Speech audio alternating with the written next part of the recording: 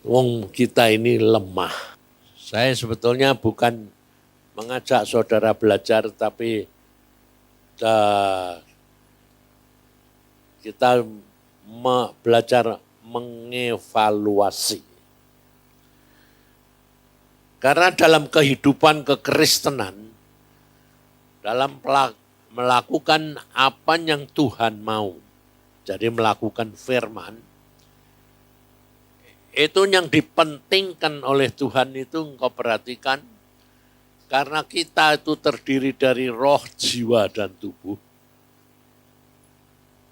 Yang dipentingkan oleh Tuhan itu, kamu harus perhatikan, tidak ada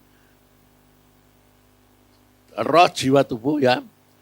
Tidak ada yang dipentingkan oleh Tuhan itu dalam dunia roh saja, enggak. Karena kita dari 3, dan selama ini kita masih hidup di dalam dunia, itu yang sangat dominan dalam hidup kita apa? Roh, jiwa, tubuh apa? Hah? Tubuh sama jiwa. Nah, nanti kalau kita sudah masuk ke surga, yang dipentingkan apa? Hah? Nah ini, karena apa? Karena kita ini belum mengerti. Jadi nanti kita masuk ke surga, ya. Yang dipentingkan apa? Tetap 3. Hanya kepentingannya itu begini, penekanannya itu tidak sama. Selama kita di dalam dunia, kita ini mau menuju ke surga. Jadi pada waktu kita nanti masuk ke surga, nah itu ada beberapa tahap. Tahapnya apa? Kita meninggal, kemudian masuk ke surga. Nah, yang masuk apa? Nah, roh dan jiwa. Tubuhnya mati. Ngerti? Tapi setelah dunia nanti, dunia baru, Tuhan Yesus datang, ada pengangkatan, tubuhnya kemana? Hah? Tubuhnya dibangkitkan. Nah, jadi nanti kita masuk surga itu, di dalam dunia baru itu, ada berapa? 3 tetap. Roh, jiwa, dan tubuh. Maka dari itu, selama kita di dunia, kita disiapkan untuk masuk ke dalam kerajaan surga. Jadi ada waktunya. Selama belum ada Tuhan Yesus belum bangkit, belum datang, tubuh mati. Belum diubah menjadi tubuh baru. Nah, banyak orang itu tidak mengerti karena hanya mementingkan roh. Betul. Itu betul, karena pada waktu kita mau bertobat, kita mau masuk ke surga, itu yang dipentingkan tuh roh dan jiwa. Makanya pada waktu Tuhan Yesus di Taman Getsemani, dia minta kepada murid-muridnya, kamu berjaga, aku berdoa. Dan muridnya tidur.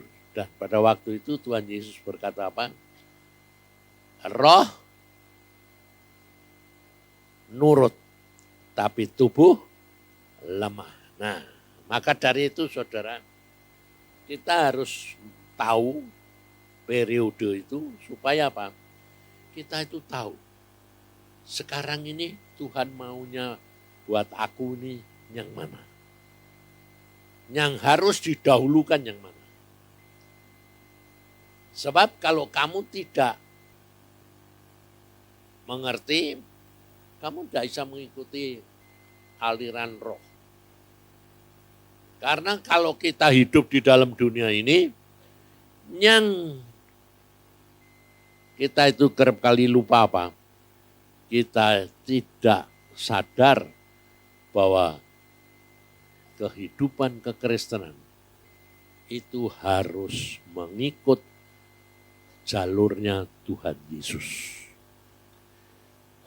Jangan menurut pikiran kita sendiri dan cara kita. Dan ini susah sekali. Karena apa? Karena kita tidak mengenal akan firman. Maka dari itu, waktu saya ketemu pertama kali sama Tuhan, Tuhan juga berkata, baca Alkitab. Saya juga jawab, jangan kamu kira kalau ya. Enggak. Baca Alkitab enggak ngerti, enggak apa-apa. Yang penting sikap hatimu itu nurut.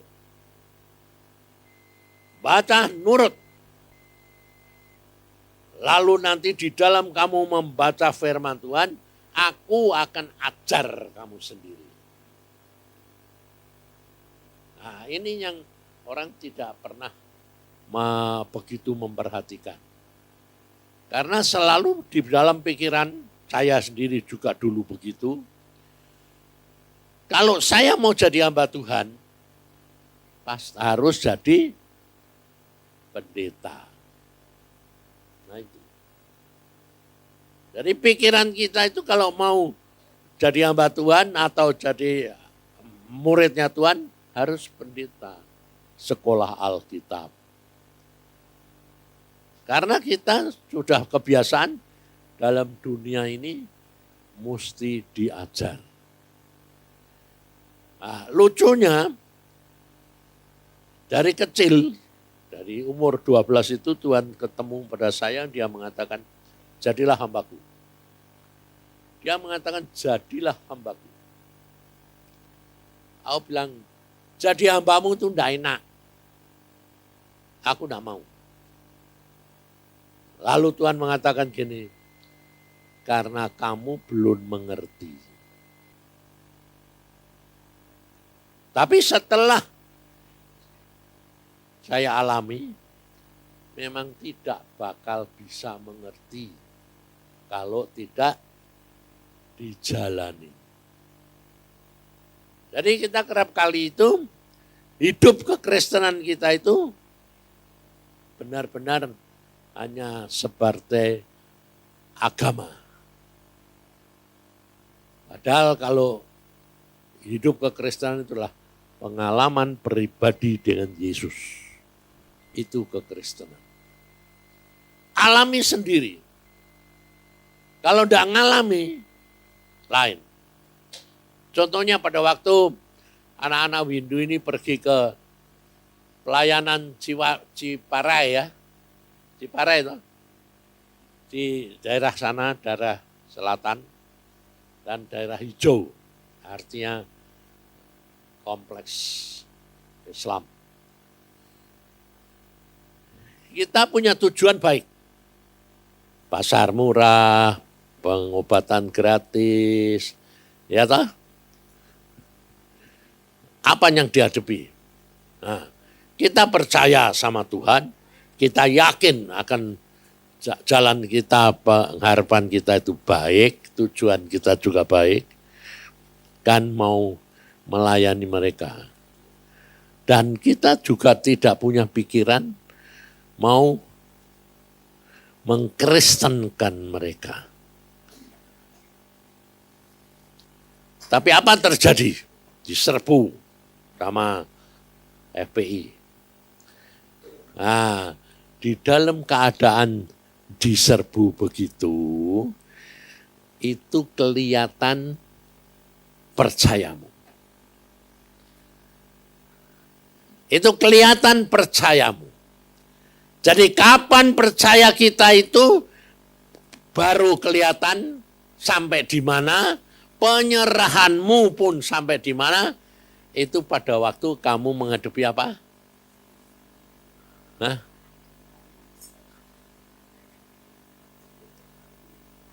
serangan, perang. Tapi kita tidak sadar semua. Nah, di situ kelihatan kamu punya percaya itu, kamu bilang, Tuhanku Maha Kuasa, Tuhanku luar biasa. Tapi kalau menghadapi serangan itu, kelihatan percayamu di mana. Ngerti enggak? Satu, ketakutan. Ya lah? Pasti lah. Hah? Takut enggak? Sebetulnya yang kamu takuti itu apa? Hah? Loh, yang kamu takuti apa? Mati lah. Hah? Jadi di situ tuh kelihatan percayamu tuh di mana. Makanya kita kerap kali berdoa, lepaskan daripada pencobaan. Memang Tuhan tuh tahu. Karena apa? Karena Tuhan tuh tahu. Percaya kita itu diujinya itu kapan? Kalau ada peperangan, penyerangan, ada tekanan, ada penderitaan. Itulah yang dinamakan ujian iman untuk naik ke level yang lebih tinggi. Tapi kita sebagai anak-anak Tuhan kerap kali mau enggak?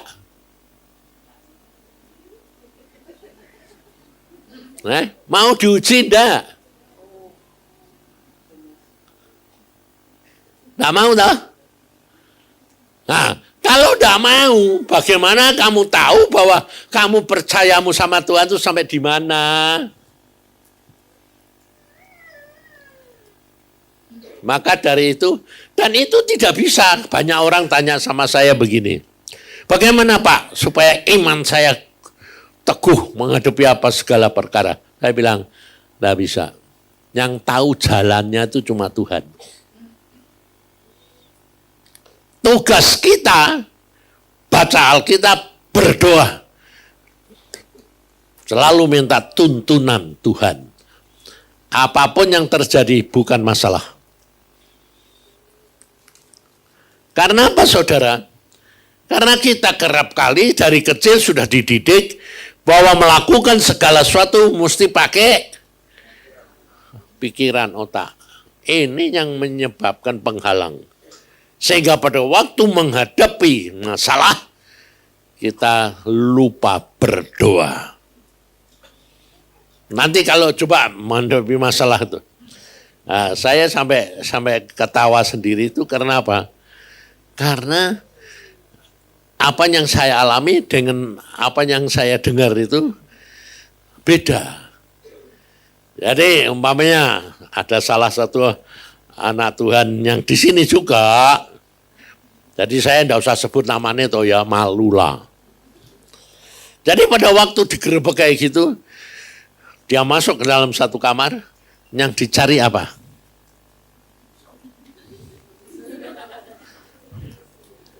Ada yang dicari senjata, pentung, golok kek apa. Ya toh? Terus ada lagi yang satu lagi menyamar. Jadi sampai pakai pakaian bapak-bapak ibu-ibu desa, terus pura-pura nyapu lagi. Di situ tuh kita sebetulnya kelihatan bahwa percaya kita itu sebetulnya belum meletakkan pada Tuhan. Takut. Lalu cari jalan dewek. Di situ saya jadi ketawa sendiri karena apa? Ya Tuhan, memang bagaimana? Wong kita ini lemah. Makanya Tuhan mengatakan begini, kamu lihat saja 12 muridku. Nanti kan macam-macam. Wah, pada waktu Tuhan Yesus mengatakan, aku mau mati, berani mati. Masuk penjara pun, oke, Tuhan bilang, apa? Kamu mau mati buat aku? Oh, belum apa-apa aja, nanti kamu bakal menyangkal. Oh, tidak mungkin. Ya dah, kayak Petrus lah. Kita juga begitu. Kalau sedang kumpul kayak gini, wah, apapun. Tapi nanti kalau menghadapi serangan, di situ kelihatan. Ada yang lari nyumput, ada yang terkencing-kencing. Karena ada juga yang emosinya naik. Menghadapi. Maka dari itu saudara, kita ikut Tuhan itu harusnya bagaimana? Kenali, hanya nurut Tuhan. Kamu baca Alkitab, di situ pengalaman-pengalaman itu ditunjukkan, dan kamu bilang, Tuhan aku mau ngalami. Saya pada waktu pengasingan ditanya Tuhan, kamu mau jadi seperti siapa? Aku bilang, kayak Musa. Musa orang yang lembut hatian. Kamu kasar kayak gitu. Terus aku bilang, ya. Dan Musa orang yang lembut hati, orang yang baik. Tidak masuk Kanaan. Oh iya ya Tuhan. Terus kayak siapa? Kayak Daud. Daud juga jatuh dalam perzinahan. Kayak Salomo lagi. Istrinya sampai 1000 janda cukup akhirnya menyembah berhala. Nah, saudara ingat, kita dalam masa sekarang ini Tuhan mengatakan kita sedang dalam perjalanan kegenapan akan janji Tuhan. Bahwa kita akan masuk dalam zaman Daud dan Salomo. Tapi pikiran kita apa? Cuma berkata tok. Emas tidak ada harganya. Seperti batu. Ya tak? Jadi pikiran kita itu perkara-perkara daging atau perkara roh. Nah inilah. Padahal ada masa-masa tertentu di mana kita sedang dalam keadaan mikir daging, Tuhan maunya roh. Lah ini yang sulit. Susah. Makanya saya mengatakan, Tuhan dah banyak-banyak hal tak ngerti aku. Ngadepi tantangan apapun, saya juga tidak tahu. Saya juga tidak berani ngomong kayak Petrus. Apapun aku saya tidak berani. Dulu berani. Setelah ngalami, tidak berani. Saya cuma mengatakan, jadilah kehendakmu, apapun. Jadi saya ngalami semua. Yang namanya mau dibunuh, yang namanya mau dimusnahkan, ngalami saya.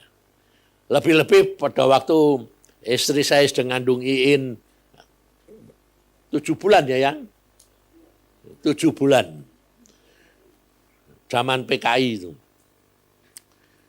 Saya nulungi orang. Karena saya ketua sekolah minggu. Dan ada guru sekolah minggu. Yang seorang gadis umur 17 juga pada waktu itu. Dia les bahasa Inggris sama guru seberang. Dan guru ngaji itu. Kemudian terjadi satu hari tidak pulang. Ayahnya yang umur 70 sudah tua, karena itu anak bungsu, nyari, tidak pulang. Saya sebagai guru sekolah minggu ditanya, anak buahmu di mana ini? Loh, kenapa? Kok tidak pulang? Saya orang bilang gitu, oke. Dia kemana dia tidak pulang? Les bahasa Inggris. Terus tidak pulang. Wah, ini tidak beres ini. Lesnya di mana? Saya cari. Ketemu ada di rumah itu. Nah, kenapa kamu tidak pulang? Saya bilang. dia sudah terlanjur diperkosa. Nah, zaman itu lain sama zaman sekarang. Kalau zaman sekarang kehilangan kegadisan tuh enggak masalah. Hal yang biasa. Zaman itu enggak, uang sangat luar biasa.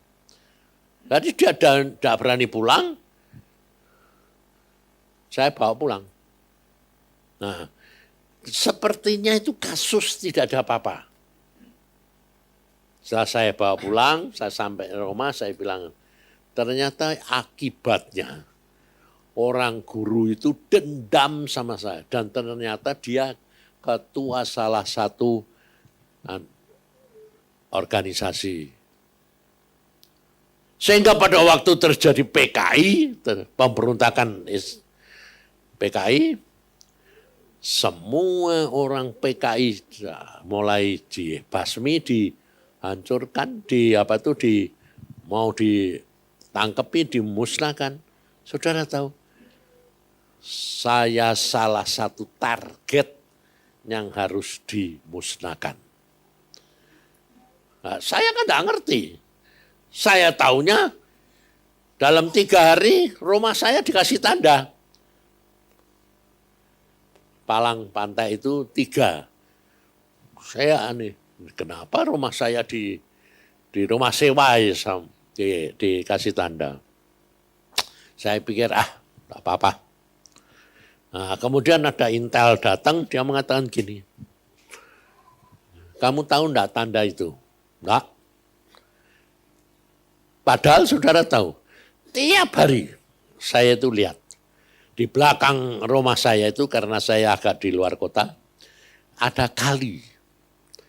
Dan banyak orang Cina disembelih, dipotong kepalanya. Saya bilang, salah saya apa? Tidak tahu dia. Kemudian intel ini datang, nanti malam jam 7, dia bilang, kamu pasti didatangi anak-anak muda dan ditanya, mau mati di mana? Hah? Bayangin saudara, intel ini mengatakan gini, kamu lari sajalah. Aku bilang, lari kemana? Ya tidak tahu, pergi ke Semarang, ke Surabaya, kemana aja, pokoknya keluar kota. Karena itu tanda tidak bisa diubah. Diundur pun tidak bisa. Mesti mati hari ini. Terus saya mengatakan ini. Reaksi saya bagaimana? Nah ini loh saudara. Reaksi kita pertama itu yang menetapkan. Saya pertama kali saya berkata, Tuhan, saya menghadap Tuhan, apa yang saya harus lakukan? Saya lari atau saya di tempat? Karena Alkitab mengatakan, kalau kamu dikejar-kejar di satu kota, larilah ke kota lain, betul enggak? Ngerti enggak? Jadi ada ayatnya. Jadi saya juga tanya, apa yang saya harus lakukan? Tuhan bilang apa? Diam di tempat. Loh, itu tandanya mati. Iya. Jangan kamu kira bilang, jangan takut. Tuhan bilang, iya. Nah, terus diam. Ya sudah. Saya orangnya gitu, sudah. Tapi bukan berarti saya begitu itu saya enggak emosi, enggak. Oh, enggak bisa. Orang model saya. Kerasnya luar biasa. Istri saya aja dulu kalau saya bilang, kamu nurut enggak nurut, pulang. Itu istri lo. Cuma untung istriku tuh baik, enggak kayak kamu. Kamu diusir kabur. Kalau saya enggak, dia enggak, dia lembut, dia malah jawabannya gini. kamu kok ngusir saya pulang itu, saya suruh pulang kemana? Wong ayah ibu aku sudah tidak punya, rumah ya tidak punya. Wong aku ikut kamu jadi istrimu, ya saya tidak bisa lari kemana-mana. Ngerti tidak? Omongan itu yang membuat saya hatinya jadi leleh. Jangan lalu kalau dia malah marah, wah semua bubar lah. Saya kalau sama dia kalau naik mobil saya dan tukang ngebut. Kalau dia bilang yang pelan-pelan, malah saya kerasin. Kalau dia bilang yang aku takut, kalau kamu takut ya turun.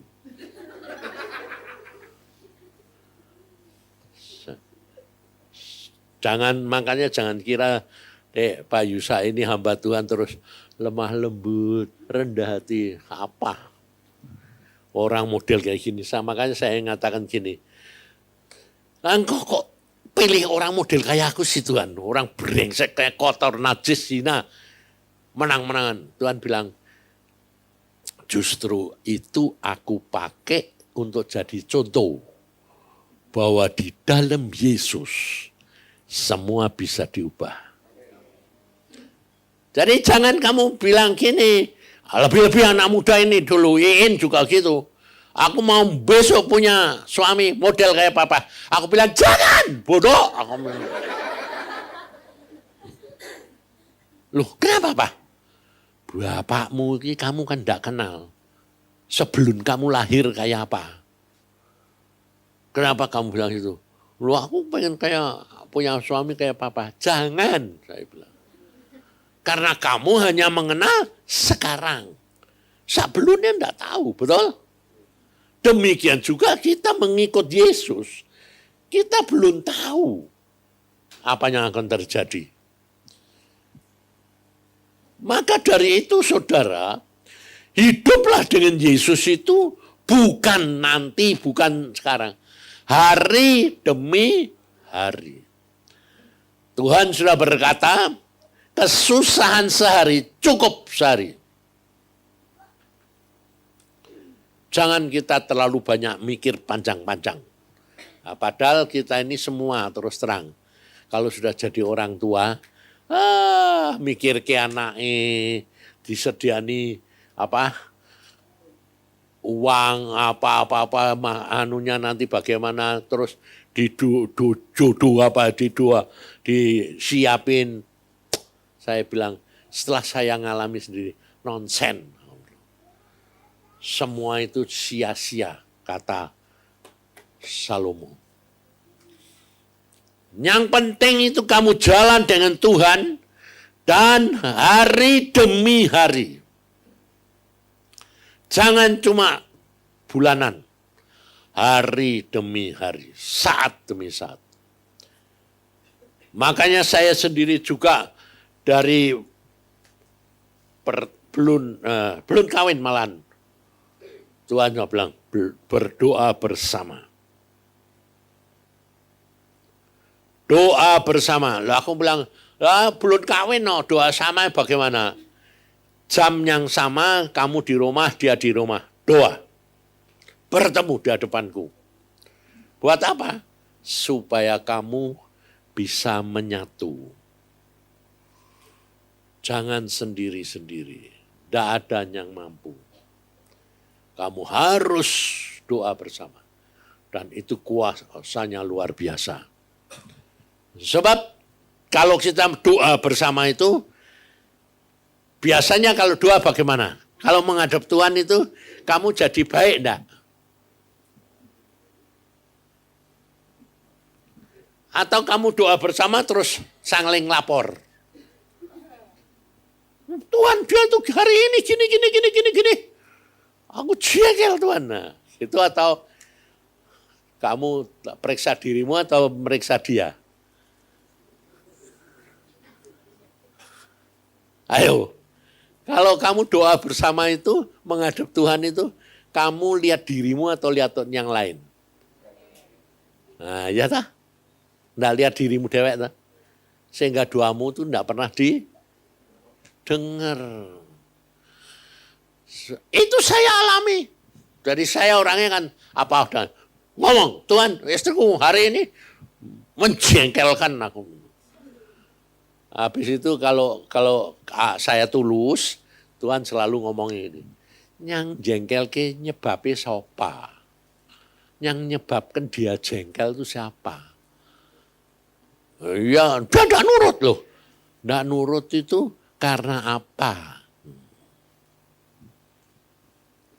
Jadi hari demi hari dengan saya diskusi sama Tuhan, apapun saya ceritakan, disitulah saya dididik. Dan di dalam Yesus, apapun bisa diubah kutuk jadi berkat. Itu Tuhan, luar biasa. Sehingga saya dirubah jadi kayak begini. Bisa sampai kemarin juga ada yang telepon maupun datang, dia bilang, Pak, bagaimana supaya kita bisa rumah tangga sampai tuwek gitu. Aku bilang, tidak bisa. Kecuali kalau kamu dua-dua di dalam Yesus.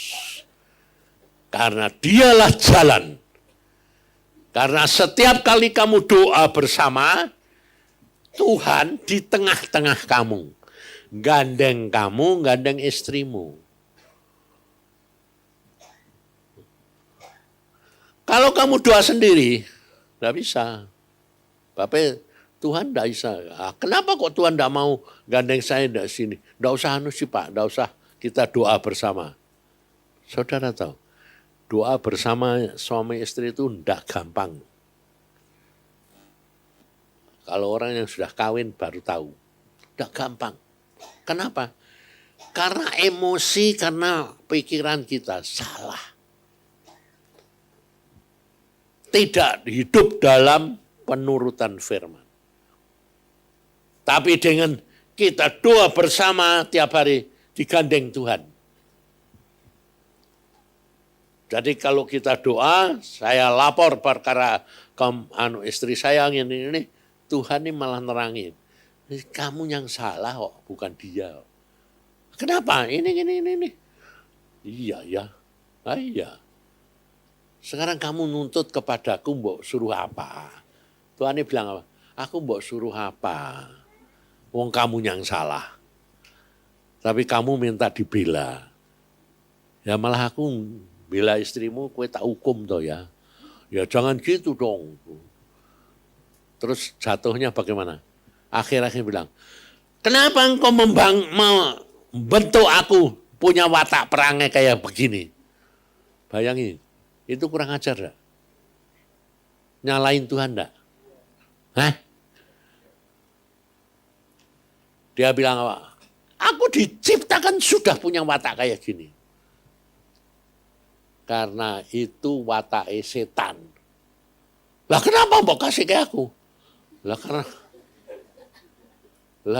Karena hidupmu dilahirkan dalam dosa. Itulah kamu perlu aku. Yang menebus dosamu, mengampuni kamu. Kalau kamu di luar aku, tidak ada yang bisa nolong. Saya diubah. Diubah dari hari ke hari. Akhirnya saya baru mengenal apa yang diartikan firman Tuhan. Sebelumnya itu tidak bisa, saudara. Coba kita lihat di dalam Matius 5.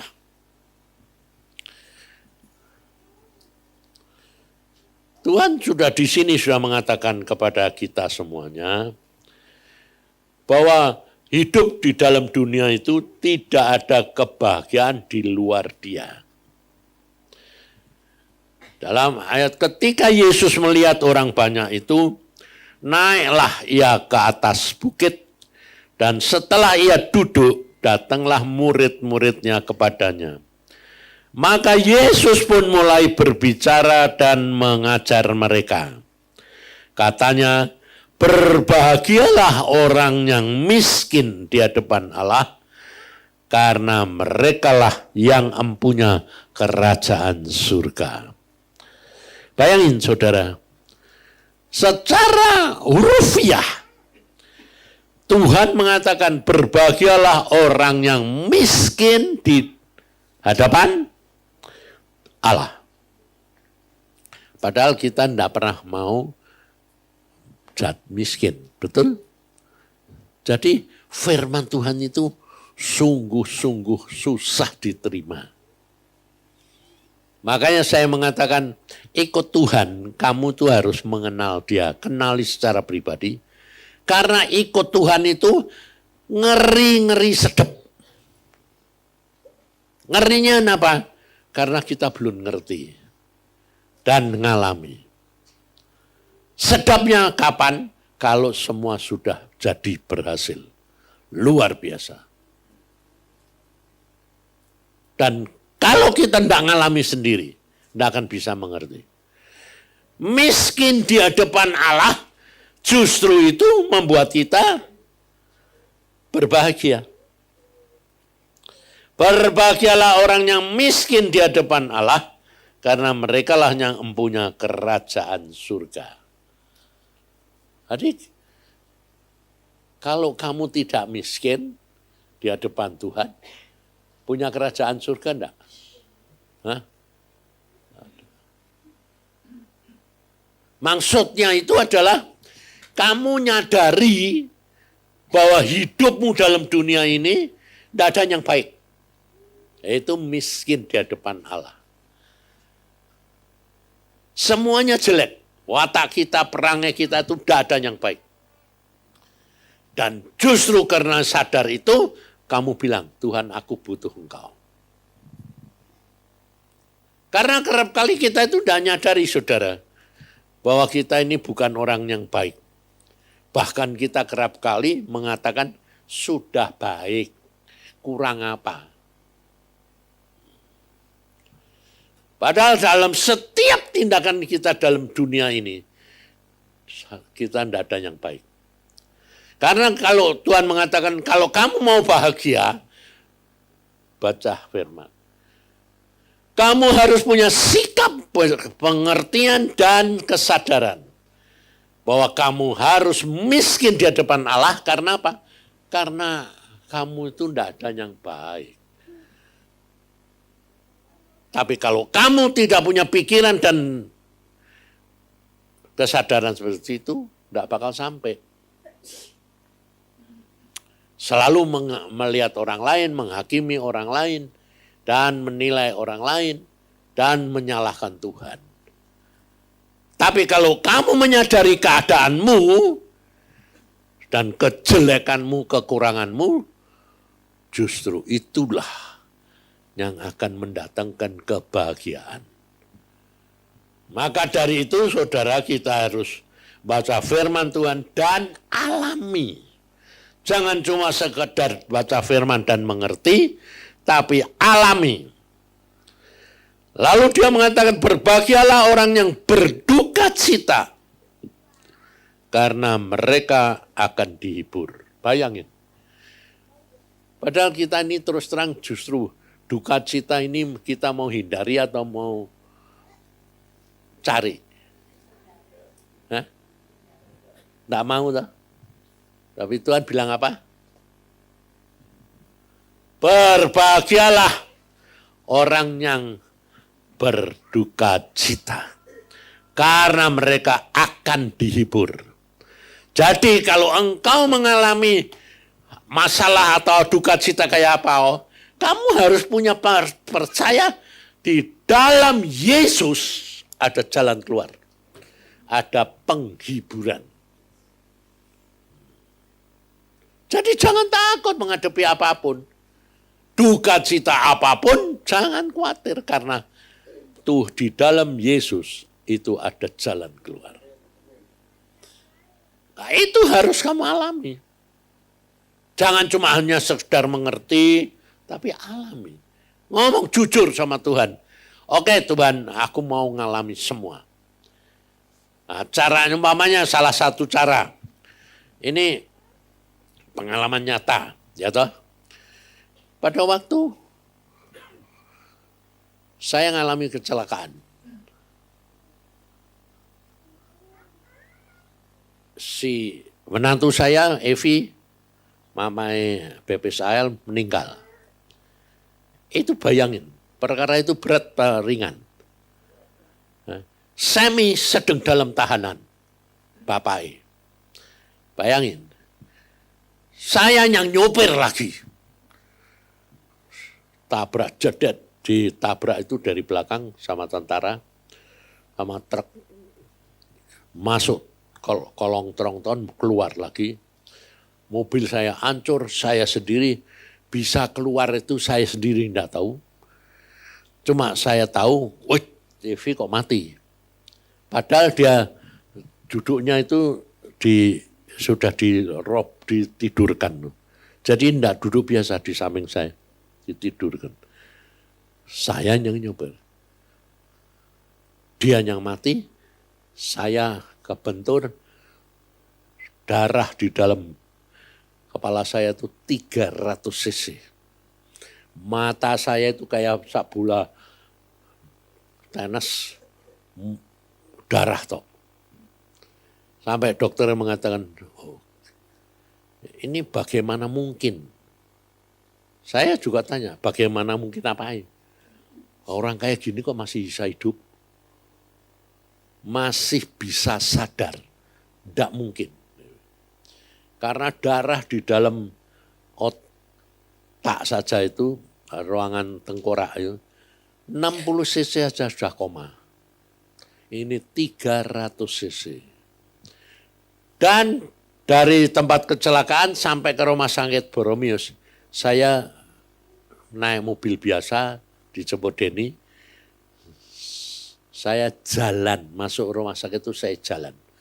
Enggak pakai kursi roda, enggak pakai apa. Sampai waktu sudah di UGD itu, geleng-geleng. 5 dokter menangani karena memang banyak teman. Geleng-geleng. Kamu jalan sendiri? Iya. Kamu jalan sendiri? Iya. Enggak mungkin. Enggak mungkin apa? Oh, ya, keadaan kayak gini nih, kok bisa jalan bagaimana? 50 cc saja sudah koma. Ini kok kamu masih bisa jalan, diajak ngomong bisa, sadar lagi. Ini mana mungkin, tidak mungkin.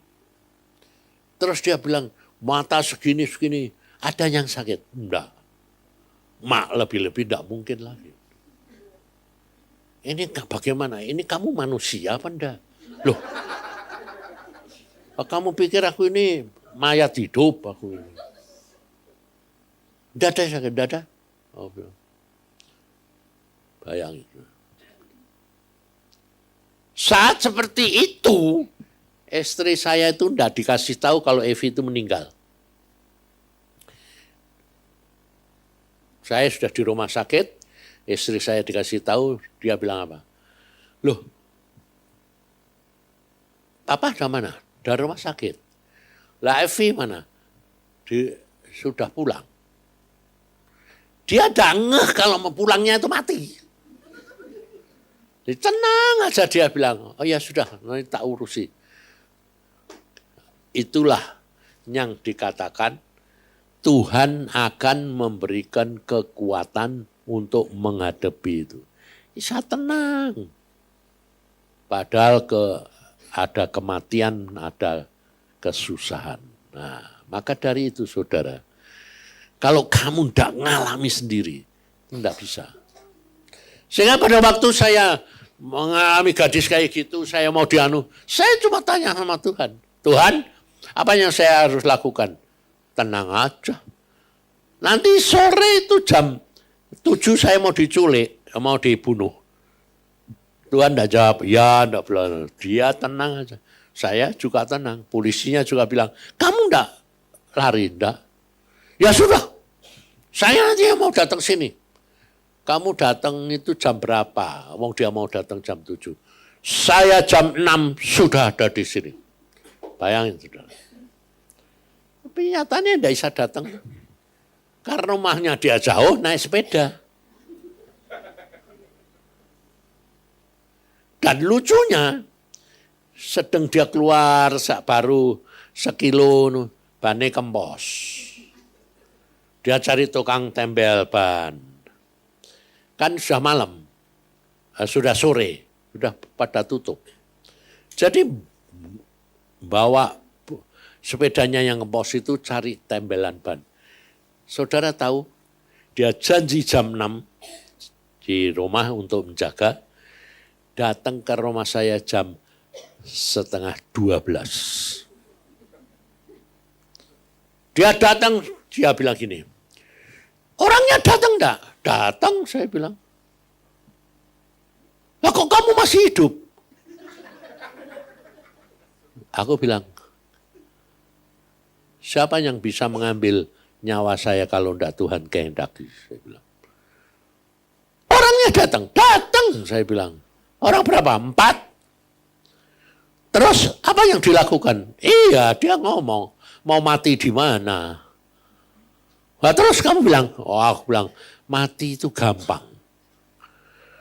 Tapi yang penting caranya dan bagaimana. Dia bilang, Bapak mau mati pakai apa? Pakai pistol, dia bawa pistol satu. Yang satu bawa sangkur, pisau komando. Yang satu bawa pentung bisbol. Bayangin, mau dipukulkan di kepala saya. Terus yang satu lagi bawa apa? Kawat. Buat jirat. Aku bilang, loh mati gampang. Saya bilang, cuma saya kan belum ngerti mengapa ini semua terjadi. Betul enggak? Jangan kira kalau saya terus menyerah, ya sudah kamu mau matiin apa, bagaimana. Enggak. Saya bilang, bicara dulu masuk. Setelah itu lakukan. Jadi saya bukan melarikan diri, bukan menghadapi. Itu maunya Tuhan. Ngerti tidak saudara?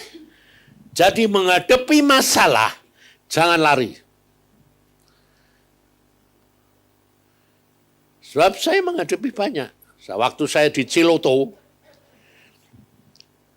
retreat itu, terus ada suami istri, turun dari tangga. Dia bilang, Pak Yusa, tolongi saya dong. Kenapa? Saya dikejar-kejar mau dibunuh karena utang. Saya pada waktu itu ngomong apa? Saya bilang, Tuhan apa yang saya harus jawab? Jangan jadi pengecut. Utang lari. Terus kamu ini sudah nyumput berapa? 2 bulan. Lah kok kamu berani muncul di Ciloto? Nah, karena ini kan Ciloto kan urusan agama. Nah, kalau dagang enggak berani Pak. Saya sama istri saya mana sudah kabur semua. Jawaban saya pada waktu itu saya bilang, Tuhan bagaimana? Jangan jadi pengecut. Aku ya jawabnya gitu, masa bodoh. Nah, Tuhan yang ngomong gitu, lupa bagaimana Pak, saya ini sudah mau dibunuh, takut gini-gini. Hadapi. Tuhan bilang, hadapi. Maksudnya piye Pak? Datangi yang mau membunuh kamu. Ayo, logikanya di mana? Yang mau menyuruh bunuh itu bosnya dewek. Utangnya berapa gitu. Pada waktu itu banyak. Terus saya harus datang Pak ke sana. Ya. Sendiri pas suami istri. Suami istri supaya dek mati bareng. Kalau perlu anak-anak bawa. Jadi sekalian nyerah. Ngomong jujur apa adanya. Kejadiannya bagaimana ceritain. Saudara tahu, orang kaya begitu bisa nekat. Bisa dia bilang, oke. Terus kalau saya mati, masuk surga lumayan. Oh, kamu enggak bunuh diri, dibunuh. Ya ini apa enggak? Bunuh diri Pak, menyerahkan diri. Enggak. Pokoknya nurut apa yang Tuhan katakan. Kalau kamu percaya Tuhanmu luar biasa, minta ampun, akui salah, jalankan apa yang Tuhan. Saudara tahu, pulang dari retreat, bosnya didatangi. Sambil sama istrinya, bosnya langsung bilang, ini dia Dicari-cari berbulan-bulan tidak ketemu. Mengapa kamu nyerahin sini? Ya, nyerahin. Aku ini kan sekarang sudah jadi anak Tuhan, orang Kristen. Tuhan bilang suruh jujur, suruh tulus, ngaku. Cerita dia. Sekarang mau apa? Ya terserah bos. Mau masuk ke penjara oke, mau bunuh ya oke. Dalam waktu cuma sekejap loh saudara. Diubah Tuhan luar biasa. Kenapa tidak dari dulu kamu bisa begini? Dia bilang, dulu aku belum ngerti yo. Kalau jadi anak Tuhan tuh harus jujur, rendah hati, dan mengaku. Saudara tahu dalam waktu singkat diubah. Saya sendiri sampai sekarang namanya orang itu siapa yang tidak tahu. Romai mana yang tidak tahu. Saya ini orangnya yang masa bodoh. Tidak pernah tanya-tanya. Diubah Tuhan demikian. Saudara dia bilang apa? Wah setelah saya setengah tahun ketemu saya lagi dia bilang, Tuhan luar biasa Pak. Kenapa? Aku sekarang dipercaya lagi dan bahkan diberikan modal lebih gede daripada utang saya. Dan sekarang dalam waktu 6 bulan saya sudah bisa kembalikan semua. Dan saya diangkat jadi pimpinan lebih besar. Seperti saudara. Tidak ada yang mustahil bagi Tuhan. Yang dibutuhkan itu percaya, nurut. Jadi. Dan itu tidak satu orang. Beberapa orang. Sampai sekarang masih ada yang bilang Tuhan luar biasa. Iya makanya itu alami. Mati untunglah, masa bodoh. Pokoknya nurut Tuhan. Tapi jangan lalu dengan caramu sendiri lalu kamu nanti kalau punya peristiwa itu terus niru. Tidak bisa. Kamu harus berdoa, berlutut di bawah kaki Tuhan. Bertobat lebih dulu. Terus baru mengatakan Tuhan apa yang aku harus lakukan.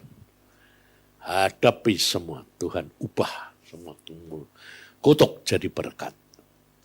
Maka dari itu saudara pada waktu itu Tuhan memberikan kekuatan yang luar biasa. Maka dari itu kalau Tuhan berkata di sini juga, berbahagialah orang yang lemah lembut, karena mereka akan memiliki bumi. Jadi sebetulnya kalau orang memiliki bumi itu, orang kalau lemah lembut itu jadi orang kaya pada. Berbahagialah kalau kamu lemah lembut. Karena orang yang lemah lembut itu orang yang rendah hati tetapi membawa berkat. Dan dia mau mengerti orang lain dan tidak pernah menyalahkan orang lain. Tapi memeriksa diri, menyalahkan dirinya sendiri. Semua Tuhan nanti balikan. Karena firman Tuhan ini tidak mesti terjadi.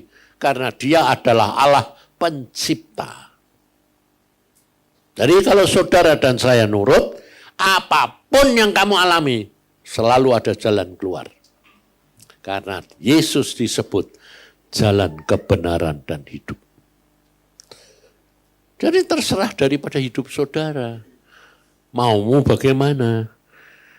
Maka dari itu kalau kamu punya sikap hati yang mendahulukan Tuhan, mau nurut firman, melakukan apa yang Tuhan mau, kamu akan menikmati kemuliaan demi kemuliaan. Dikatakan di sini juga, berbahagialah orang yang lapar dan haus akan kebenaran, karena mereka akan dipuaskan. Jadi kalau saudara jadi anak Tuhan itu benar-benar kamu haus dan lapar akan kebenaran, kamu pasti ketemu. Dan kebenaran itu Yesus. Yesuslah kebenaran. Jadi saudara jangan punya pikiran caranya bagaimana. Apakah caranya dengan melayani, dengan Tuhan itu punya cara sendiri. Jadi jangan ikut-ikutan, ikut Yesus, jalan dengan Yesus. Itu pribadi demi pribadi. Masuk surga itu tidak gading-gadingan. Semua orang Tuhan itu menghendaki percaya.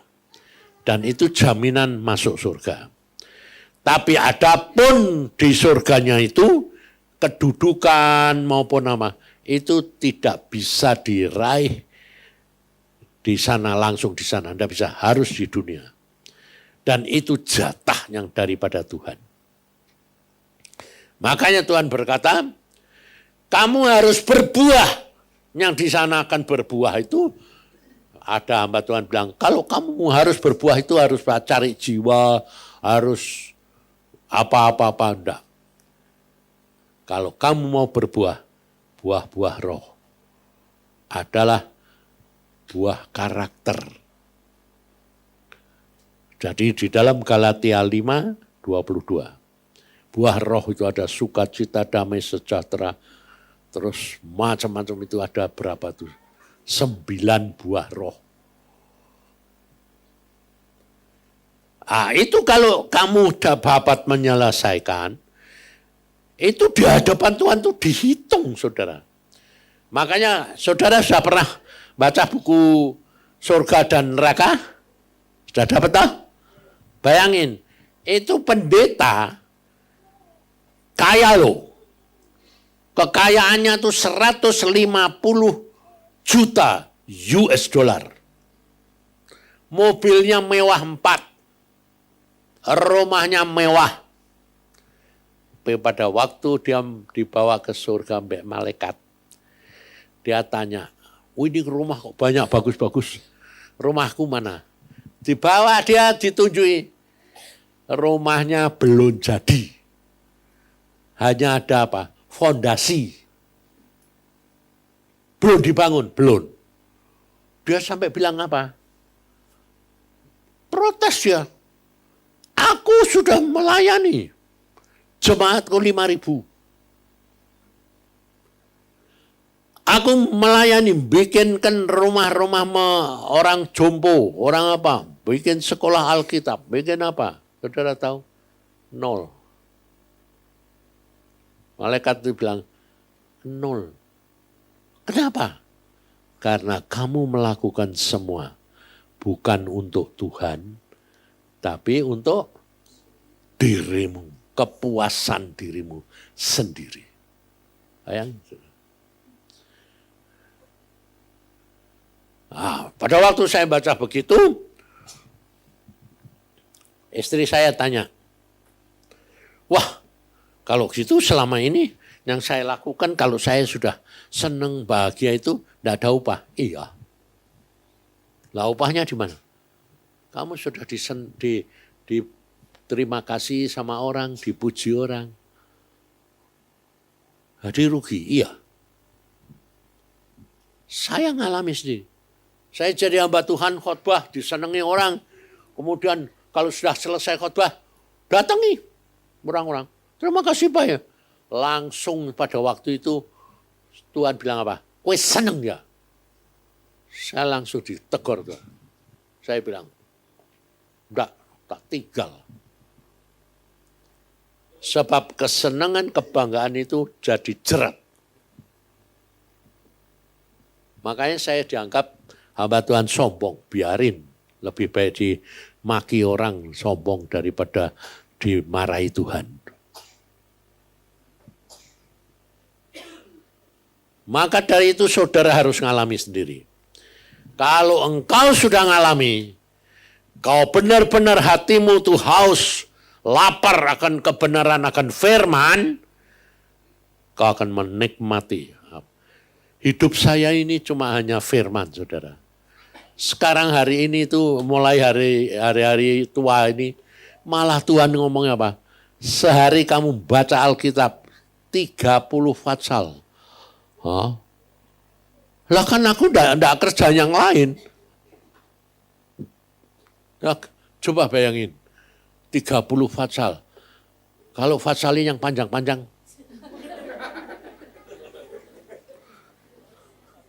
Terus terang jujur, kamu kalau disuruh baca 5 saja. Terus kena nanti Amsal mateng. Yang ayatnya itu 178 ayat. Kira-kira kalau ngomong, oh ya Mazmur, pinter. Terus kamu ngomong gitu, kok enggak barbar ya? Ya dah, ayo, betul dah.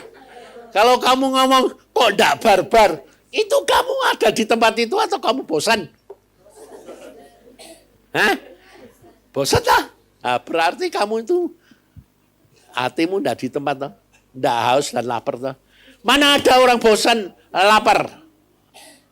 Ada makanan orang bosan? Enggak ada. Orang kenyang. Ngerti enggak, saudara? Kita itu enggak mengalami. Tapi saya ngalami sendiri. Dari permulaan waktu saya umur 12, 4 fatsal Tuhan bilang. Pagi, siang, sore, malam. Setelah berapa puluh tahun Tuhan bilang, tambah. Jadi 10. Ya. Berapa puluh tahun kemudian tambah lagi. 20. Sekarang Tuhan bilang, 30. 30 itu aku waktuku habis Tuhan. Pagi jam 5 bangun, habis itu sembahyang, langsung baca Alkitab, 10 fatsal. Baru selesai jam 7, jam 8. Sebabnya kan modelnya nakal kamu ya, aku yang ngalami soalnya. Kalau sudah ditarget gitu, wah kok enggak barbar, tapi menyelesaikan target. Jadi bacanya tanpa mikir, tanpa pokoknya targetnya enggak dihitung ya Tuhan. Karena Tuhan tuh melihat hatimu. Maka dari itu kelihatannya gampang. Tapi Tuhan luar biasa. Saya akui loh. Padahal Alkitab itu kalau saya baca saudara tahu. Berapa ratus kali. Bayangin. Dari umur 12 sampai sekarang umur 78. Itu baca sampai orang tanya. Berapa ratus kali? Oh 400, 500 kali. Apalagi sekarang 30 fatsal. Berapa hari sudah habis Alkitabnya. Aku bilang, loh kok sudah habis? Ulang, Tuhan bilang. Bayangin. Jadi kalau baca gitu itu jangan kamu kira Tuhan bilang cukup. Ulang. Bayangin. Tapi Tuhan luar biasa. Sampai saya mengatakan gini, jadi tugasku itu cuma baca Alkitab, merenungkan, dan ngomong, ya. Apakah itu lalu saya tidak jadi pengangguran Tuhan? Ngawur. Sampai aku tanya, ini kayak gitu tuh mengerjakan pekerjaanmu enggak? Melakukan kehendakku, Tuhan bilang. Loh di dalam kerajaanmu itu ada toh orang enggak kerja teman. Enggak kerja toh, cuma ngobrol sama membaca Alkitab. Siapa bilang enggak ada? Kamu baca di dalam Mazmur, Daud. Ada menteri, ada panglima, ada apa segala macam. Ada enggak sahabat raja? Ada. Tugasnya apa sahabat raja? Ya cuma datang ngobrol, bagaimana raja, ya tak? Tapi hidupnya berkelimpahan enggak? Kenapa? Dia sahabat, dia ada butuh-butuh apa? Raja aku butuh gini, ambil aja lah. Ya dah? Lah, saya ngalami saudara. Saya tuh udah kepengen punya mobil mewah gitu perang. Enggak. Malah Tuhan bilang, ganti mobil. Aku bilang buat apa? Mau mahal kayak gitu, 1,1 miliar. Aku yang nyuruh. Lah aku ya udah butuh kok. Mobil saya itu, Mercy itu bayangin. Sampai sekarang sudah mau 3 tahun, baru jalan 7.000. Masih baru enggak? Aku bilang, buat apa Tuhan? Aku mau. Bayangin. Itu hidup dengan Tuhan. Enggak masuk akal. Tapi kalau kamu nurut, melakukan apa yang Tuhan perintahkan, kamu akan dipelihara luar biasa. Karena pada waktu saya begitu juga istri saya bilang, loh kamu berhenti enggak baca cuma tugasnya udah rumah baca Alkitab tuh. Lah terus nanti yang melihara kita apa? Ya Tuhan. Bagaimana caranya? Enggak tahu. Pokoknya nurut. Lah terus dapetnya duit dari mana? Kalau orang digerain Tuhan. Lah digerainya? Ya enggak tahu. Nah, tahu-tahu ya tadi ada teleponnya. Dari mana? Manado. Siapa kamu? Aku bilang, saya kenal cuma lupa. Saya ini. Ngapain? Aku bilang. Rekeningmu yang lama masih ada? Masih. Yang tetap yang lama? Iya. Saya mau ngirim duit. Buat apa? Nggak tahu, Tuhan cuma ngomong. Kirim bisa. Berapa? Aku di orang itu tak tanyain. Aku orangnya terlalu polos. Jadi kalau orang itu pikirin, oh sudah dikasih kok, tanya berapa lah. Nah, aku ya jujur, kamu masih 100.000 ya enggak apa-apa. Jadi saya tahu, sebab saya mesti mengasih persembahan, saya bilang. Dia bilang, sudah tak kirim apa? Berapa? 70 juta. Ayo, banyak apa sedikit?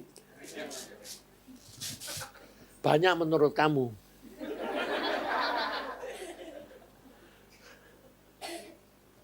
Bayangin, saudara. Tuhan itu tidak pernah. Sampai aku kadang-kadang hanya membuat aku bingung itu dan tidak bisa ngerti. Sampai sekarang tidak bisa ngerti. Kalau orang ngasih persembahan sekaligus. Aku baru kirim duit sama kamu. Berapa? 2M.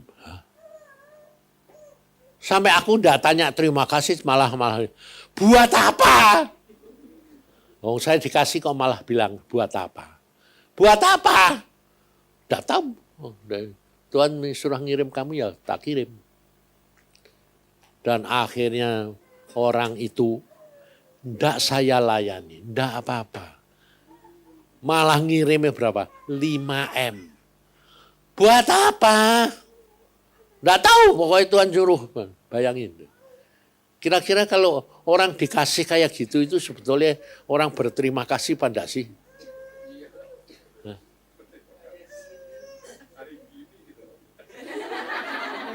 Apa? Apa itu?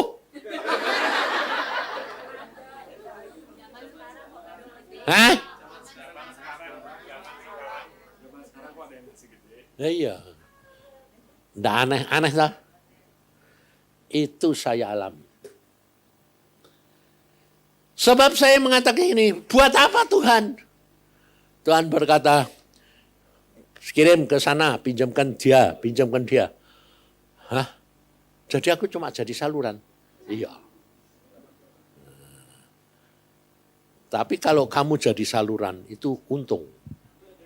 Karena turut menikmati, biarpun rempelannya. Nah, lihat kayak perempuan itu toh. Oke Tuhan, aku cuma dapat rempelannya aja, tidak apa-apa buat anak-anak. Karena imanmu jadi, anakmu sembuh. Ngerti saudara? Hidup dengan Tuhan itu penuh pengucapan syukur, percaya. Tuhanmu itu tidak pernah meninggalkan kamu. Butuh apa? Saya lapor. Tuhan ini begini. Habis itu kalau sudah terima, jangan dimakai sendiri. Kalau kamu sudah terima, terus kamu bilang, wah Tuhan berkati aku. Terus sombong lagi. Nanti kalau suami atau mau make tidak bisa, kok enak. Tidak boleh. Semua itu adalah anugerah Tuhan. Kamu bisa berhasil, kamu bisa usaha berhasil itu karena anugerah. Bukan karena. Makanya saya orang tidak pernah mikir. Tidak pernah saya mikir. Saya cuma mengucap syukur, harus terima ya saya bilang, buat apa Tuhan? Ini, ya sudah. Saya tidak mau memikir, buat apa? Tidak tahu saya. Pokoknya saya hanya sebagai seorang hamba, menurut apa yang Tuhan katakan. Selesai. Dan itu paling enak. Ternyata enak. Coba bayangin kalau saya dikasih 5M, terus saya tak pakai loh nih bangku dewek. Bingung enggak? Bingung loh. Lagi-lagi nanti kalau dolar turun, waduh. Kalau ini aku malah enggak bingung. Tuhan bilang, sana. Enggak bingung. Dek butuh minta. Ada. Dek enggak butuh. Saluri. Luar biasa Tuhan. Dan saya memang benar-benar enggak pernah pusing. Dikasih mobil saya bilang, Tuhan mobil itu mahal. Mahal bukan kamu yang bayar. Ya sudah. Ya sudah aku bilang. Lah justru pada waktu diberi itu belum ada duit loh saya. Belum, jangan kamu kira, oh Tuhan sudah berkati. Enggak, kalau Tuhan nyuruh itu gini, kamu beli mobil ini. Aku bilang, enggak ada, Mercy itu enggak ada yang warnanya emas itu enggak ada. Udah nurut. Ya wes. Sampai saya suruh teman saya yang dari Manaim itu si Stefanus dealer jual beli mobil. Kamu cari Mercy warna gold. Tidak ada. Yang ada itu hitam putih silver. Wes toh cari. Tidak ada. Cari. Akhirnya dia cari-cari, saya bilang, tidak ada Pak. Wes toh tanya ke dealer pusat. Dealer pusatnya malah, kok kamu bisa tahu? Kalau ada. Loh ada toh? Ada. Kok bisa gitu? Dealernya dari Jerman salah ngirim. Ada 6 biji dia bilang. 6? Wah dulunya saya punya pikiran. Wah itu bukan buat 6 hamba Tuhan.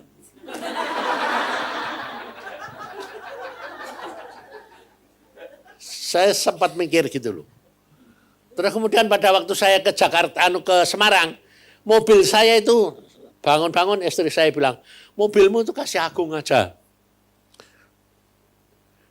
Saya sore itu ngomong, Gong sini. Kata Mama, ini mobil pakai kamu saja. Di Semarang. Kunci kita kasih ke dia.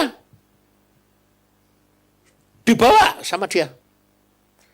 Tahu kamu, pagi-pagi 5:30 dia ngetok kamar Haya Hotel. Pak, kenapa? Tuhan berkata tidak boleh saya pakai mobilmu. Kenapa? Tuhan bilang, kamu jangan pakai mobil perangnya bapakmu. Nanti bapakmu enggak punya mobil perang, kamu yang tanggung jawab. Kalau bapakmu mati. Jadi bawa kunci lagi, nyapa tak balik. Enggak boleh, saudara. Ngerti enggak? Ya, ngalami, kenyataan ngalami. Nah, Tuhan tuh lihat hatimu. Tapi kalau hatimu sudah nyentel di situ, malah disuruh ngasih ke orang. Saya enggak pernah nyentel. Mau pakai ya oke, enggak ya enggak apa-apa. Biarin, terus siapain, terserah lah. Saya itu selalu, maumu apa Tuhan? Ngerti saudara? Hidup dengan Tuhan itu harus gitu. Terus dia berkata, berbahagialah orang yang suci hatinya, karena mereka akan melihat Allah. Nah, padahal kalau engkau perhatikan Alkitab berkata tidak ada seorang pun yang dapat melihat Allah. Saya juga tanya, Tuhan, Alkitab berkata tidak mungkin aku bisa melihat Bapa, Allah Bapa. Tapi di situ ditulis apa? Allah. Siapa? Bukankah aku Yesus Kristus Tuhan anak Allah? Itu adalah Allahmu. Ya. Jadi aku bakal bisa ketemu kamu. Pasti. Bayangin. Dan benar saya ditemui oleh dia berkali-kali. Nah, yang dikatakan di sini itu suci hati itu jangan lalu kamu jabarkan sendiri. Tidak punya pikiran jelek, tidak punya pikiran jahat, tidak punya pikiran porno, terus tidak mata keranjang. Enggak, itu bukan suci itu. Itu menurut kamu suci, tapi itu bukan suci. Yang dinamakan suci, nurut percaya Yesus itu suci. Karena dia mengatakan kalau kamu mengasihi aku, nuruti firmanku. Kalau kamu nuruti firmanku, tandanya engkau mengasihi aku. Dan kekudusan itu yang membuat suci kudus itu siapa? Tuhan. Kalau dia yang mengatakan aku memang mau, ya sudah. Itu tidak salah. Makanya itu saya mengajak saudara itu ngomong sama Tuhan jujur. Mau berbuat dosa sekalipun, ngomong. Minta tolongan sama dia. Supaya kamu bebas dari hukuman. Dan kesucian, kekudusan itu Tuhan yang menguduskan. Kapan itu dibuktikan? Pada waktu tabut itu digotong. Dan dirampas, kalah orang Israel perang. Dirampas orang Filistin. Dia dipegang-pegang enggak? Digotong-gotong. Kenapa orang Filistin megang-megang enggak mati? Enggak ada yang mati tuh. Tapi kenapa pada waktu tabut itu sudah di Israel, digotong sama Usa, waktu lembunya tergelincir, tabut itu ditahan sama dia. Mati Usa. Usa yang menahan tabut, tujuannya menjaga supaya jangan jatuh. Mati dia. Aku bilang, Tuhan, Usa malah berbuat baik, mau nahan tabut, mati. Tuhan bilang, melanggar kekudusanku. Bayang. Dia punya tujuan baik.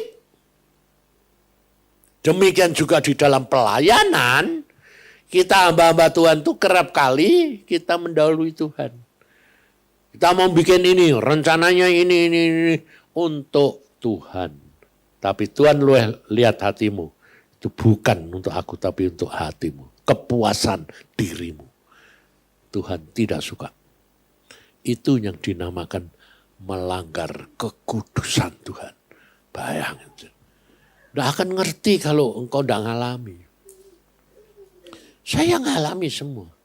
Oh, itu gitu Tuhan, artinya gitu. Iya, jalani aja.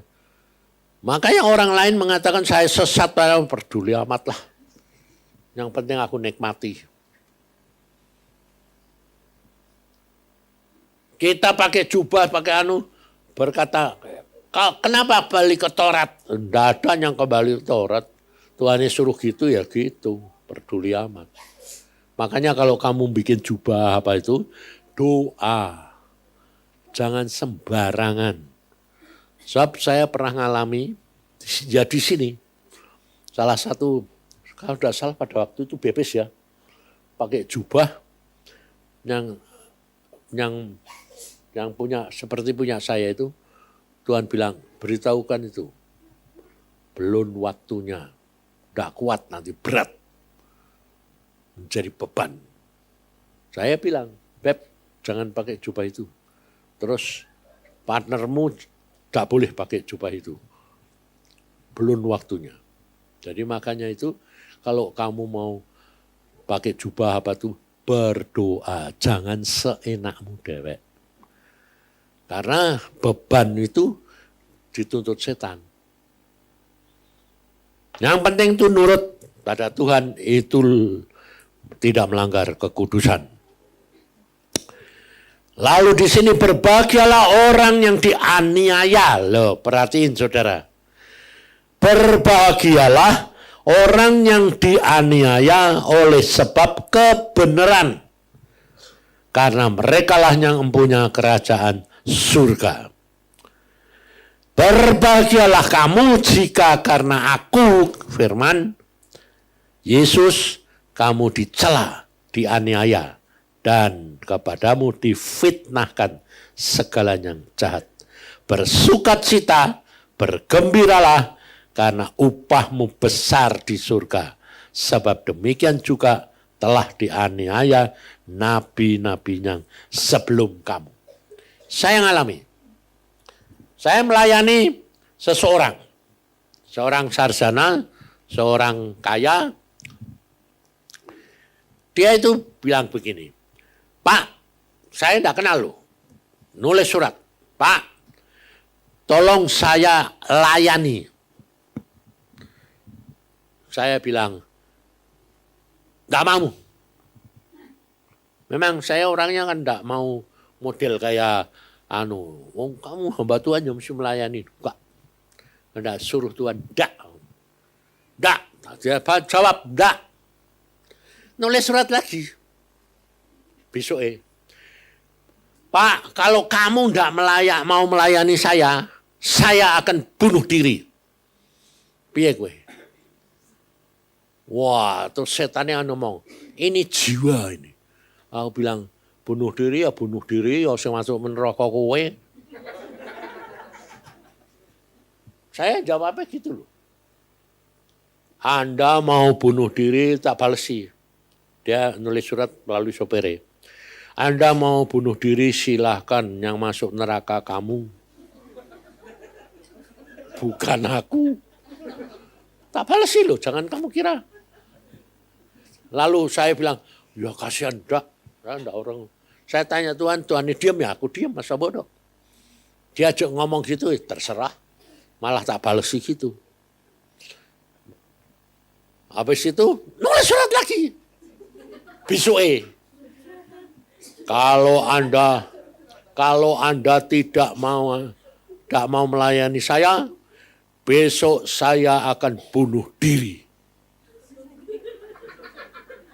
Saya sudah nulis loh, jawab lagi. Sudah tak tulis, silahkan. Baru nulis gitu, silahkan. Tuhan yang ngomong. Dia itu besok bunuh diri sungguhan loh. Lah!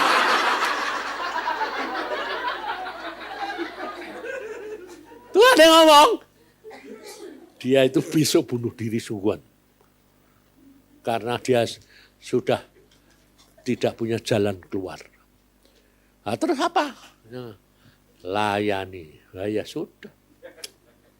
Aku bilang, oke, besok saya datang jam 7 pagi.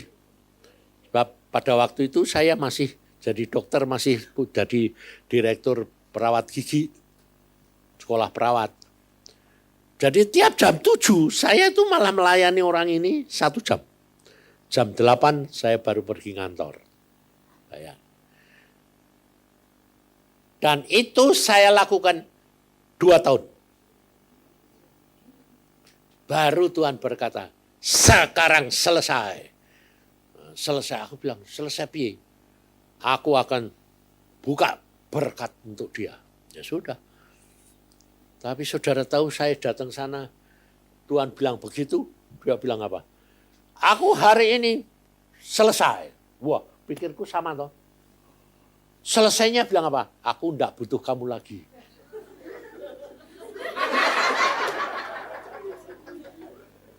Bayangin tiap Pagi jam 7 sampai jam 8. Tiap hari loh. 2 tahun setelah itu bilang apa? Aku enggak butuh kamu. Kenapa? Karena apa yang dibutuhkan kreditnya dari negeri Belanda keluar. Miliaran. Dia bilang aku sudah enggak butuh. Aku bilang, wah jangan kamu kira saya hamba Tuhan. Berkat Tuhan. Dianiaya, difitnah. Udah marah aku. Aku bilang, Tuhan lihat tuh. Aku di situ loh. Orang dilayani kayak gini. Desbar bukan terima kasih kok. Dusir. Bayangin. Saya itu mau keluar. Langsung duduk. Marah saya. Mau berdiri, kursi ini ikut. Nempel di pantat. Loh kok ikut? Ya udah bisa tuh. Saya duduk di kursi, masuk ikut terus. Saya jalan sama kursi. Aku bilang, loh ini ada lemnya apa? Terus saya gini-giniin. Nggak ada. Nggak ada ngelem, nggak ikut. Tapi demikian saya naik, ikut. Dan itu saya alami 3 kali. Naik turun 3 kali. Saya baru percaya kalau itu Tuhan. Saya sampai gini, oh ini kursi ini kok ada lemnya. Saya berdiri, ya enggak ada apa-apa. Tapi demikian duduk, saya berdiri, ikut. Waduh. Yang ketiga Tuhan ngomong, jangan pergi. Saya langsung lemes. Karena apa? Dengar ceritaan dia toh. Kebanggaan dia sudah berhasil, sudah begini. Duitnya sudah di BI. Sudah dikirim ke Indonesia. Nggak penasaran. Aku ngalami kayak gitu. Marah jengkel. Habis itu sudah diam, saya sudah menerima. Ya sudah Tuhan, maumu apa? Saya gitu. Tuhan bilang apa? Duduk diam, dengarkan sampai selesai. Waktu itu berapa menit itu, setengah jam itu kira-kira kayak ratusan tahun. Karena dia ngomong, kita jaga hati toh. Nggak boleh marah lagi. Mau marah, mau keluar, kursi ini ikut. Aku bilang, aku sampai gini, kowe itu aneh. Tuhan jawabannya apa? Berbahagialah kamu kalau kamu. Bayangin. Aduh, aku sampai ini. Tuhan kau itu. Habis itu baru dia ngomong. Ngomong dia. Beritahukan, ini firmanku. Aku bilang, dengar, ini firman Tuhan. Tahu enggak?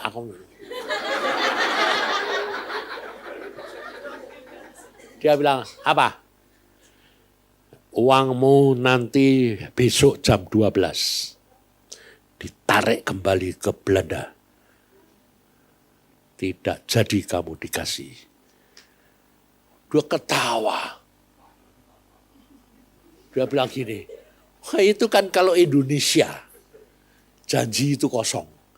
Negeri Belanda, tidak mungkin. Dan duit sudah ada di BI. Dan aku sudah ditelepon sama direktur BI. Aku bilang, dengar, kalau besok jam 12 tidak jadi, jangan panggil aku hamba Tuhan. Habis itu saya ngangkat badan, enteng.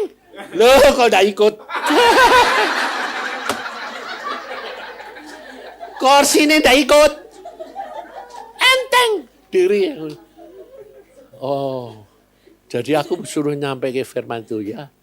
Udah, saya bilang, dadah. Saya bilang, selamat, saya jadi bebas. Enggak harus tiap pagi ke sini memberi firman dan berdoa. Selesai. Dia ya bilang ini, selamat jalan. Aku bilang, puji Tuhan, pulang. Sampai rumah, jangan kamu kira saya bilang, terima kasih Tuhan. Ngomel aku. Marah sama Tuhan. Jengkel. Aku bilang, itu lihat tuh. 2 tahun yang lalu dia mau bunuh diri. Aku pokoknya ngelayani. Tapi si layani, bayangin aku diusir lagi aku. Tuhan bilang, berbahagia kamu. Karena upahmu besar di surga. Oh gitu, aku bilang. Kamu kan sudah baca Alkitab berkali-kali. Iya, tapi kok lupa, iya. Habis itu saya bisa ngucap syukur. Setelah itu sekarang kalau ngalami apa-apa dimarahi orang, saya bilang, terima kasih. Catat, hadiahku tambah. Dan itu kenyataan saudara, benar. Luar biasa enggak? Ya dah, saya enak-enak, besoknya saya santai ketawa-ketawa. Jam 1, bel datang. Kok telepon datang? Aku bel. Aku bel bukain. Siapa? Oh, si Makalewi. Ngapain kamu ngomong ke sini? Aku tak gitu. Buka pintu jegleknya. Lutut nyembah. Orang tua lo. Nyembah, ampuni aku. Ampuni aku. Nangis kayak anak kecil. Aku bilang, ada apa? Ampuni aku. Uangnya ditarik. Tidak jadi diturunkan. Saya tanya sama Bang BI, direktur, kenapa? Tidak ada alasan. Di situ dikatakan kredit dibatalkan tanpa alasan. Kembalikan uang ke negeri Belanda. Batal. Terus ini orang bilang apa? Tolong layani aku lagi. Orang sudah kayak gitu minta dilayani lagi. Aku bilang bye-bye. Tapi Tuhan bilang layani. Kepeng aku bilang. Saya layani lagi 2 tahun. Tiap pagi.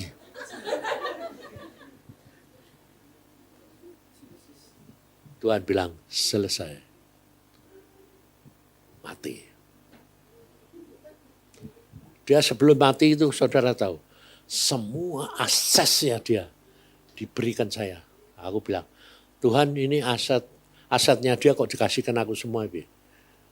Tuhan bilang, enggak, ngomong tidak, enggak, diam. Mau, bagaimana kamu? Aku enggak mau kalau enggak engkau mengatakan. Tak tolak. 1 sen saya tidak ambil. Aset dia itu kamu tahu berapa puluh miliar itu. Bank Penin di Asia Afrika. Itu saya yang jual. Tapi saya tidak ambil 1 sen. Terus kamu tahu tanah yang sekarang di viaduk itu yang jual apa tuh pelek-pelek. Itu dikasihkan saya, sertifikatnya ada di rumah saya semua. Tak buang semua. Jadi hilang itu. Saya tidak ngambil 1 sen. Dan itu tidak ada.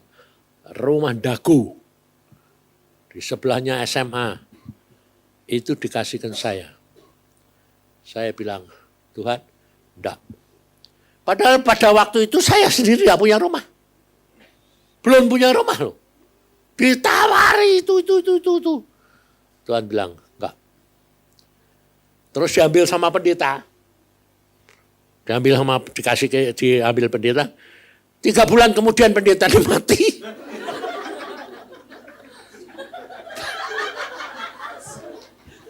Aku bilang, haleluya.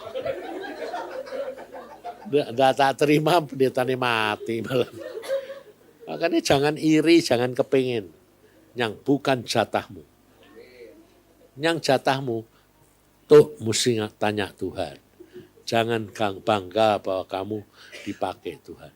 Semua adalah karya Tuhan, anugerah. Anugerah, semua anugerah. Maka dari itu siapkan hatimu, karena kita ini sedang dalam perjalanan. Kita sudah masuk Bahtera, nanti bulan Juni apa Juli ya? Juli. Nanti keluar dari Bahtera. Bayangin. Aku bilang, Juli ada lagi Tuhan. Aku tuh sebetulnya tidak minta ada lagi. Juli Tuhan, Juli ada. Keluar dari Bahtera. Setelah keluar dari Bahtera, itu kan berkat semua. Ya toh? Bayangin, orang di dunia mati semua, tinggal berapa orang? Dunia kan milih Enoh, betul enggak? Hah? Dunia milih Enoh, betul? Seluruh dunia lu. Cuma ada Nuh sampai keluarga nih. Ya toh? Luar biasa enggak? Jangan sampai nanti nanam anggur mabuk. Repot nanti. Mendatangi kutuk. Yang salah anaknya lagi yang lihat. Loh, dia enggak salah kok anaknya lihat. Bapak kok telanjang. Kutuk. Makanya itu selalu harus melekat sama Tuhan. Tanya Tuhan. Apapun. Maka hidup kita ini sudah diatur Tuhan. Percayalah, rencana Tuhan itu baik. Tidak akan kamu dicelakain. Meskipun kelihatannya tidak enak. Saya itu mau mati berkali-kali. Hari Selasa yang lalu saya sebetulnya sudah mati. Tanya istriku sama pembantu. Bapak kenapa? Tidak tahu, saya bilang. Loh kenapa Pak? Ada yang sakit? Tidak ada. Tapi lemas. Hilang semuanya. Roh jiwa ambil tubuh itu habis. Aku kenapa sih Tuhan? Aku dewe tidak ngerti. Kenapa sih Tuhan? Kok bisa kayak gini? Tidak dijawab lagi.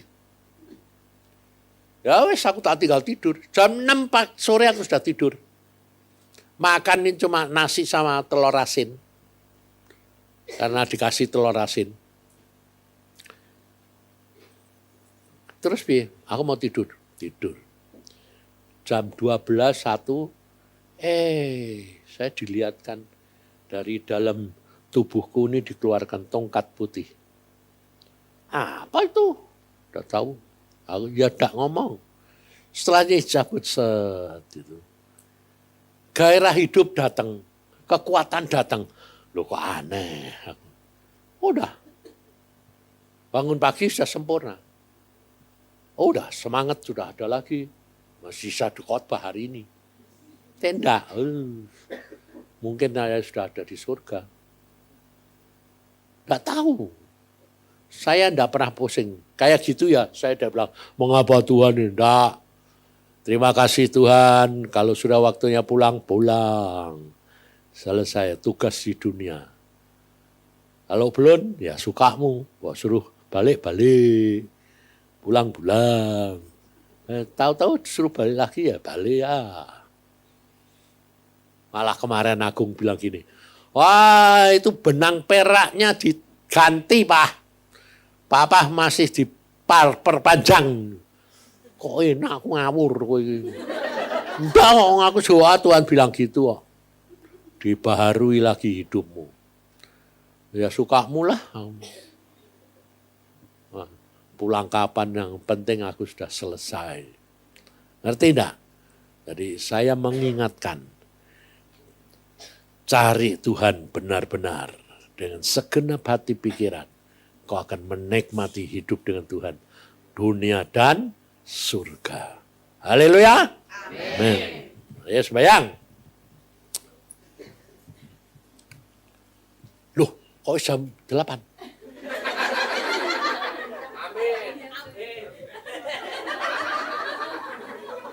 Amin ini aku pengen mulai Pak.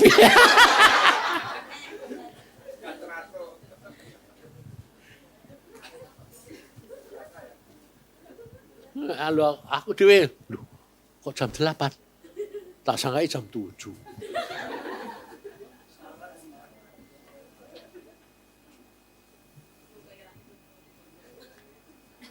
Haleluya. Jangan ada yang ketinggalan ya. Sudah masuk Batra, jangan sampai ketinggalan. Nanti keluar-keluar lupa diri lagi. Bapak lihat dunia kok kosong. Aku hidup sendirian. Wow. Nah, siapa tahu kamu nanti dikasih berkat apa. Karena bagi Tuhan tidak ada barang yang mustahil. Tuhan, hamba-Mu hadapkan anak-anak-Mu saat ini. Hamba sudah sampaikan supaya mereka menikmati kebahagiaan yang daripada Tuhan. Karena Engkau yang mau supaya anak-anak-Mu menikmati kebahagiaan. Hidup bersama dengan Engkau. Dan tulungi Tuhan. Karena kalau tidak Engkau paksa, tidak bisa Tuhan. Karena semuanya itu akan lupa diri. Maka dari itu kami butuh Engkau. Tiap hari Engkau ingatkan, Engkau pegang, jangan Engkau lepaskan. Supaya kemuliaan Tuhan nyata dan mereka boleh menikmati apa yang Tuhan sudah sediakan. Terima kasih Tuhan, karena Engkau baik. Dalam nama Tuhan Yesus kami mengucap syukur dan percaya. Semua yang percaya katakan amin.